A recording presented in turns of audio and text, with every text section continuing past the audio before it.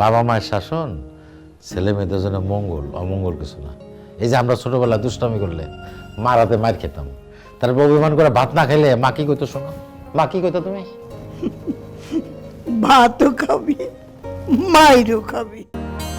কিরে hero, zero এমবির মতন মুখটা করে আছিস কেন? শাওন করে শাওন তো নাই, শাওন তো বাইক কিনতে গেছে।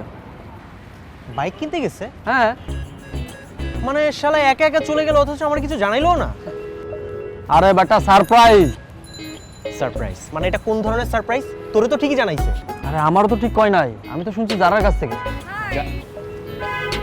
কিরে শাওন, তোর পুরান বাইক কেন, তোর না নতুন বাইক কেনার কথা? শাওন, তুই কি সত্যি সত্যি নতুন বাইক কিনতে গেছিলি? আরে কেনা তো শেষই, কালকে ডেলিভারি। আরে বাদ দে, আরমান তোর বাইকের কি খবর? আমার কোনো খবর নাই।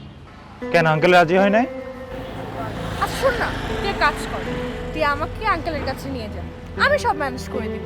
ওই সব ম্যানেজ করে দিবো। থাক না, ম্যানেজ করার কোনো দরকার নেই। আচ্ছা তোরা বাদ দে না আমার কথা, তুই নতুন বাইক কিনতেছিস, পার্টি দিবি কবে?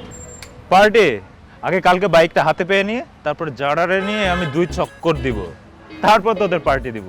মামা তুই তো জারার এনে প্রত্যেক দিনই ঘুরিস, কাল না একটু আমার এনে ঘুরলি, আমি জারার মতন একটু সাইজা গুজে আসলাম।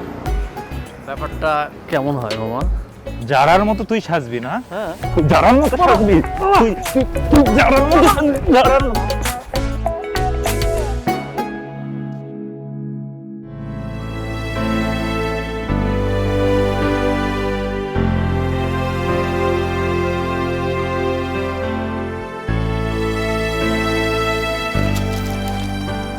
মা তোমার শরীরটা কেমন?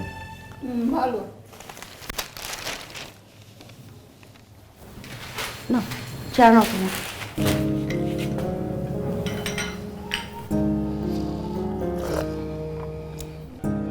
আরে আস্তে খা,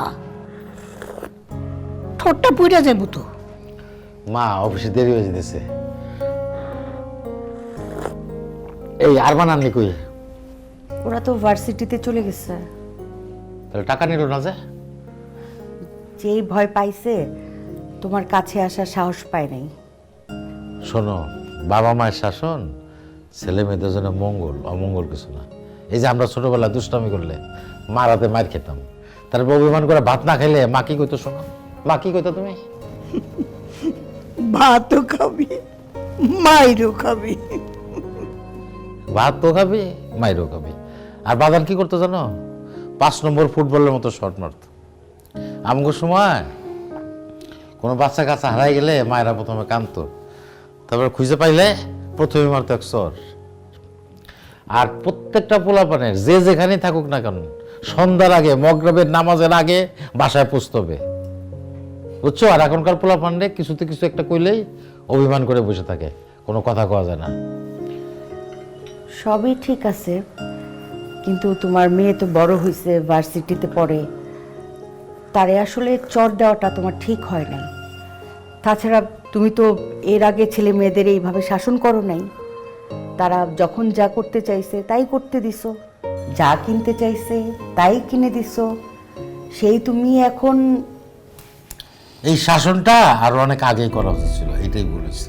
যাও আমার ব্যাগটা দাও তাড়াতাড়ি। তাড়াতাড়ি আনো, তাড়াতাড়ি আনো।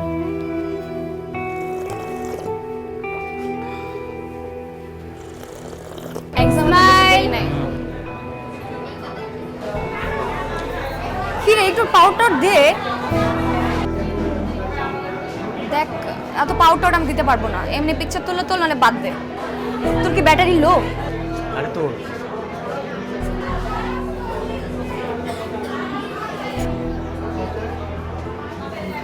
কিরে আনলি, তুই মনে হয় আইফোনের বাজেট এখনো পাস হয় নাই, তাই কি না বল? তুই কোনো কাজেরই না। আর আঙ্কেলকে একটু আইফোনে ইম্পর্টেন্স বুঝিয়ে বললেই তো হয়, আর দামও তো বেশি না, 50,000 পাওয়া যাবে না? আরে দূর, এই 50,000 টাকা আইফোন দিয়ে কী হয়? তুই বরং আঙ্কেলকে বল তোকে 1 লাখ টাকা দিয়ে একটা আইফোন কিনে দিতে। আমি তো আমার আইফোন দিয়ে রীতিমতো শর্ট ফিল্ম বানাচ্ছি। কি বানাচ্ছিস? Short film. তো সাবজেক্ট কি তোর বাসায় ঘুরতে বিলাই? তোর চেহারাটা যদি ওদের মতো হতো তাহলে আমি তোকেও কাজ করতাম। তার মানে তোর বাসা কুত্তা বিলাই থেকে আমার চেহারা খারাপ? জি। দাঁড়া।